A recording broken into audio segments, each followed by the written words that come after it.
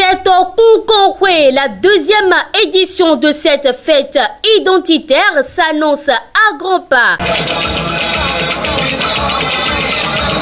Elle se déroulera du 22 au 26 février 2023 derrière le nouveau marché de Wedo dans la commune d'Abomey-Calavi. À cet effet, le tissu de l'unité des fils et filles 7 ans d'Odomola est disponible sur le marché au prix de 18 000 francs CFA. Pour tout autre renseignement, veuillez contacter le 97 22 20 14 ou encore le 64 20 10 63. C'est en Koukonwe édition 2023 pour la révélation de la culture 7 ans.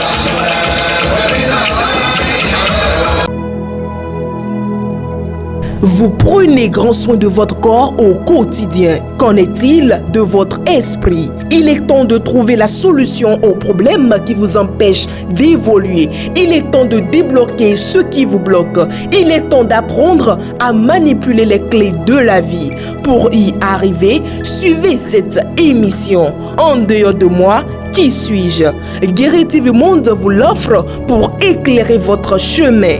En dehors de moi, qui suis-je? C'est tous les jeudis à partir de 21h avec Charles Albandaoui aux commandes. Guéri TV Monde, le leader des web TV.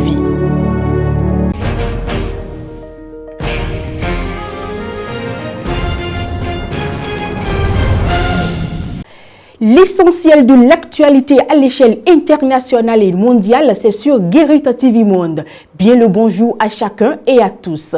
16 000 morts, c'est le bilan actuel du séisme qui a frappé lundi dernier la Turquie et la Syrie aux dernières nouvelles. 2 jours après les séismes, l'heure est à la recherche des survivants ce mercredi 8 février 2023. Antioche reste l'une des villes la plus touchée par la catastrophe.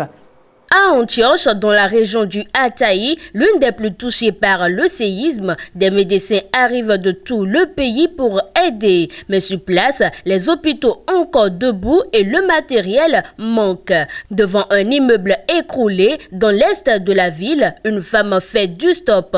Elle cherche une voiture pour se rendre à l'hôpital précisément. Sa fille a disparu depuis 3 jours. Elle espère l'y trouver. Je n'ai aucune idée d'où se trouve ma famille.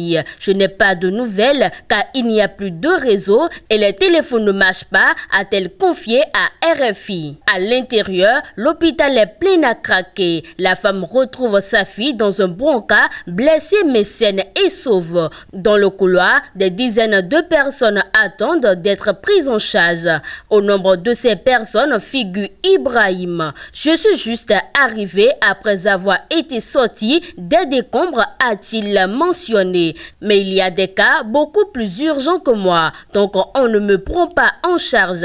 J'attends, mais ça fait très mal, a-t-il ajouté. Un autre homme montre à RFI une vidéo de sa mère qui se faisait sortir des décombres. Elle dit être sur le point de s'évanouir et doit elle aussi attendre qu'un docteur soit disponible. Des médecins sont venus de tout le pays pour aider, mais l'équipe est clairement en sous-effectif et manque de matériel. Alice, l'une de ces médecins, est arrivée des Ouroum. C'est vraiment difficile car on n'a pas un seul médicament, pas un seul équipement, on essaie juste d'aider les gens, a-t-elle confié à RFI. Il faut noter que des rescapés continuent d'être sortis des décombres comme cette mère et sa fille qui ont été retrouvées vivantes après 50 heures sous leur immeuble. Hélas, cela relève plutôt de l'exception désormais. Par rapport à mardi, la plupart des habitants actuellement retrouvés sont morts.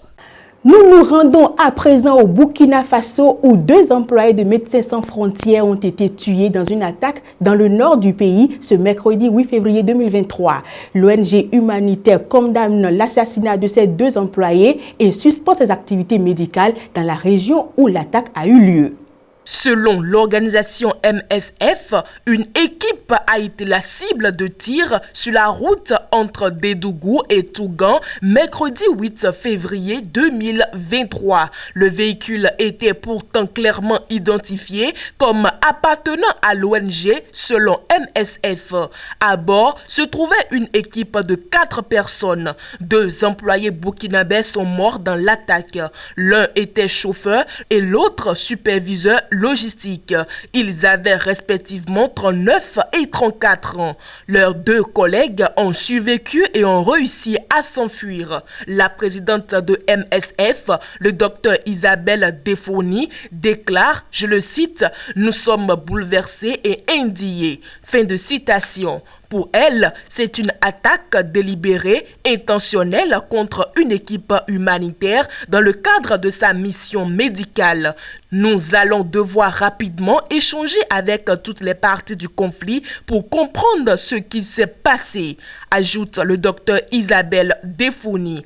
Il faut noter que la boucle du Moum est une région située dans l'ouest du Burkina Faso, au nord de Bobo-Dioulasso. Elle est une frontalière avec le Mali. L'Algérie a rappelé mercredi 8 février 2023 son ambassadeur en France.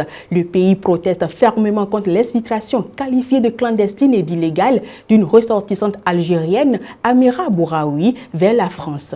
L'Algérie accuse la France d'avoir clandestinement exfiltré la militante franco-algérienne Amira Bouraoui de Tunis vers Lyon le lundi 6 février 2023. La présidence algérienne a annoncé dans un communiqué publié mercredi 8 février que Saïd Moussi, ambassadeur d'Algérie à Paris, a été rappelé à Alger pour consultation avec effet immédiat. Dans une note officielle du ministère des Affaires étrangères, l'Algérie a protesté fermement contre l'exfiltration clandestine et illégale par des personnels diplomatiques, consulaires et de sécurité relevant de l'État français en Tunisie d'une ressortissante algérienne dont la présence physique sur le territoire national est prescrite par la justice algérienne.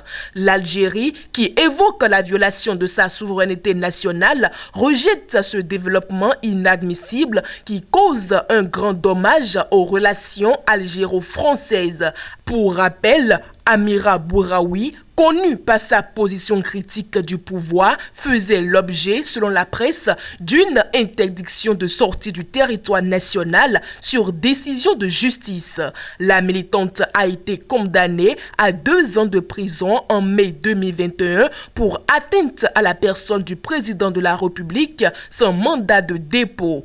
Une peine qui doit être purgée en mai 2023. Et puis pour terminer, démonstration de puissance en Corée du Nord. À l'occasion d'une gigantesque parade militaire, ce mercredi 8 février 2023, le pays a révélé un arsenal militaire impressionnant. Des missiles à combustible solide d'une dizaine de Hwasong 17 en mesure de frapper théoriquement tout le territoire américain. La Corée du Nord, extrêmement isolée depuis le début de la pandémie et handicapée par des sanctions économiques, a pourtant réussi à montrer que son arsenal nucléaire est plus puissant que jamais. À l'occasion d'une parade militaire venant célébrer les 75 ans de l'armée populaire de Corée, Kim Jong, accompagné de sa femme et de sa fille, a dévoilé de nouvelles capacités impressionnantes. D'abord, des missiles à longue portée à combustible solide plus rapides à utiliser et à transporter que ceux à combustible liquide. Une prouesse technologique pour le régime. Et puis surtout, au moins entre 10 et 12 Hwasong 17, ce missile doté de plusieurs têtes nucléaires et d'une portée estimée à 15 000 km. Testé avec succès en novembre dernier, il est capable en théorie de frapper aussi bien Paris que New York. Le nombre de missiles dévoilés est significatif car certains spécialistes pointent du doigt qu'il correspondrait aux capacités de défense anti-missiles américaines sur sa côte ouest. Une façon de montrer que l'objectif de surpasser les capacités de défense des États-Unis n'est pas inatteignable. C'est terminé pour le compte de ce jeudi 9 février 2023. Merci pour votre aimable attention. À demain.